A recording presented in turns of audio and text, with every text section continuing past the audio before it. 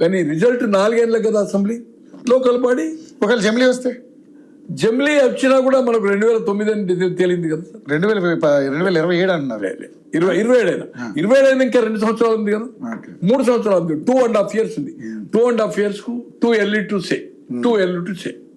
కానీ కాంగ్రెస్ కు తీవ్ర వ్యతిరేకత వచ్చింది. కానీ ఈ వ్యతిరేకతను పోగొట్టుకునే కార్యక్రమాలు చేయబోతారు అంటే అవుతాయి, అవకాశం ఉందా? ఒకటి సార్, ఇప్పుడు రైతు రుణమాఫీ కంప్లీట్ కాలే. ఓకే, రైతు బంధు వేయలే ఇప్పటి వరకు, బంధు లేదు. తర్వాత కౌలు రైతుకు డబ్బులు ఇవ్వలే, రైతు కూలీకి అన్నారు ఇవ్వలేదు, ఆటోకు 12,000 అన్నారు ఆటోకి ఇవ్వలే, అది కూడా కళ్యాణ లక్ష్మిగా ఈ ఒక్క రూపాయి ఇవ్వలేదు, తులం బంగారం ఇవ్వలేదు, నిరుద్యోగ భృతి లేదు. ఇట్లా ఏదైతుందో ఓన్లీ ఒక భాగము మహిళలకు ఇచ్చింది, ఏది బస్సు, తర్వాత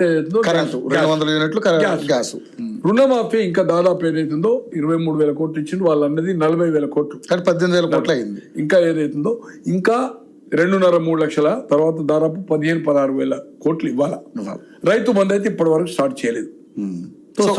ఫ్యూచర్ లో ఏమి సాధ్యమయ్యే అవకాశం ఉందంటారు? అంటే ఒకటి సార్, ఇప్పుడు ఉన్నది ఎలక్షన్ టైం ఉంది, లోకల్ బాడీ మీద కొంత మెజార్టీ కాంగ్రెస్ కి వచ్చే అవకాశం ఉంది.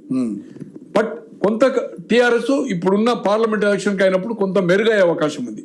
కానీ అసెంబ్లీ మీరు అనేది జమిలీ లోక్సభ చెప్పలేము. జమిలీ అనేది ఏదైతుందో అడ్వాంటేజ్ నేషనల్ పార్టీకి జరిగే అవకాశం ఉంటుంది. అందుకనే ప్రాంతీయ పార్టీలు భయపడతాయి. జమిలీ అనేది ఏదైతుందో జరిగే అవకాశం ఉంది అనేది ఇప్పుడే ఇంకా దాని మీద విశ్లేషణ చాలా ఎడ్జ్ ఏదైతుందో నేషనల్ పార్టీ ఓటింగ్ కు అవకాశం. నేషనల్ పార్టీకి అంటే బీజేపీ కేంద్రంలో ఉంది కనుక, బీజేపీ మీద ఇప్పటి వరకు స్కాండల్ మచ్చలేదు కనుక, స్ట్రాంగ్ అపోజిషన్ యునైట్ గా వీళ్ళు ఇండియా కూటమి చేయలేకపోతున్నారు. నాయకత్వ లోపము. ఒక దిక్కు మమత అంటుండు, ఒక దిక్కు అఖిలేష్, ఆయన వేచి చూస్తుండు స్టాలిన్. రాహుల్ గాంధీ ఏదైతుందో కాంబినేషన్ చేయలేకపోతుండో. హర్యానా, మహారాష్ట్ర 2 ఫెయిల్ అయిన తర్వాత కాంగ్రెస్ గ్రాఫ్ ఏదైతుందో ఎక్దమ్ పడిపోయింది. తో వాళ్ళకుండా అంటే నేషనల్ ఎన్సీపీ ఉన్న శరద్ పవార్ కూడా ఇవాళ ఏదైతుందో మమతాకు రైట్ అంటున్నాడు.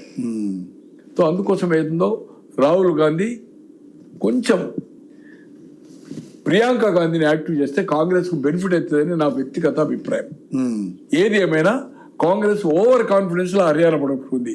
మహారాష్ట్ర ఇంతవరకు భారతదేశ చరిత్రలో 10,000 crores ఎక్స్పెండిచర్ ఖర్చు పెట్టింది. ప్రతి ఇంటికి హర్యానా అండ్ మహారాష్ట్రలో మీరు అడగండి. బీజేపీ ఇక్కడ పోయిన లేషర్స్ పోయిన, ఇక్కడ వాళ్ళందరూ పోయిన, మన వాళ్ళంతా 7-8 మంది పోయిన రాష్ట్రాలు. ఏం జరిగింది తెలుసు సార్? హిమాచల్ ప్రదేశ్, తెలంగాణ అండ్ కర్ణాటక 3 రాష్ట్రాల కాంగ్రెస్ ఉంది. 3 రాష్ట్రాల్లో ఇచ్చిన ఎన్నికల మేనిఫెస్టో అమలు చేయడం లేదని ఈ మేనిఫెస్టో కాపీలు తర్జుమా చేసి ఇంటింటికి ప్రచారం చేసిండు. ఇక్కడ ఇచ్చేది 4,000 పెన్షన్ అని చెప్పిండు కదా, కరిగానే చెప్పిండు. ఇటువంటి హామీలు ఇచ్చి మనం నష్టపోతున్నాం ఆయన మళ్ళీ 4,000 చేసిండు. ఇది సాధ్యం కాదని ఇంటింటికి ప్రచారం చేసిన, డబ్బులు కూడా విపరీతంగా ఖర్చు పెట్టిండు. మహారాష్ట్ర కనుక పోయేది ఉంటే ఇది బీజేపీకి ఎఫెక్ట్ అవుతుంది. ఫైనాన్షియల్ స్టేట్ ఓదికు కర్ణాటక, తెలంగాణ, మహారాష్ట్ర అయితే ఉంటే కాంగ్రెస్ కు ఊపిరి అంటే డబ్బులు వస్తాయని చెప్పేది అవుతుందో విపరీతంగా కొన్ని ప్లేసెస్ లో ఒక ఓటుకు 5,000 ఇచ్చిన సంఘటనలు ఉన్నాయి టౌన్స్ లో. ఇది వాళ్ళు చెప్పింది, వాళ్ళ పార్టీ చెప్పింది, పార్టీ పోయి వచ్చిన వాళ్ళు చెప్పింది ఇది. బట్ ఇది నెంబర్ ఆఫ్ మీకు సోషల్ మీడియాలో కూడా వచ్చింది, highest expenditure in the country ఇది మహారాష్ట్ర. సో అందుకోసం ఏదైతుందో రాబోయే రోజుల్లో కేటీఆర్ మాత్రం అరెస్ట్ కావడం ఖాయం. కేసు ఏమైతుందా కాదా అనేది పక్కా అరెస్ట్ ని ఎవరు ఆపలేరు.